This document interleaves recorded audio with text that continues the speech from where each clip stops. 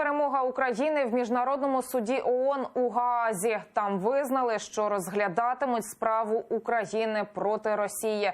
Україна у 2017 році звинуватила Кремль у порушенні прав кримських татар та українців в окупованому Криму і недотриманні Конвенції про боротьбу з тероризмом. Росіяни постачали зброю незаконним збройним формуванням, які обстріляли Маріуполь та Краматорськ і збили Боїнг малайзійських авіаліній. Оскаржити це намагався Кремль. Там вимагали закрити справу і запевняли, що не мають відношення до бойовиків на Донбасі. Але судді вирішили, що мають юрисдикцію на розгляд цієї справи. Проти була лише 3 з 13 суддів.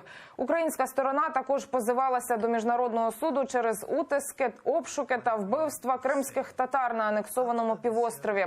Те, що цю справу має право розглядати суд в Гаазі, проголосували всі судді одностайно, окрім представника Росії. Росія перша буде відповідати за порушення міжнародного права і за порушення прав людини. Це перше в історії, коли вони будуть за це відповідати. Яким чином? Вони будуть відповідати в суді по всім фактам і по всім нашим звинуваченням, які представлені в Українському меморандумі, включаючи MH17.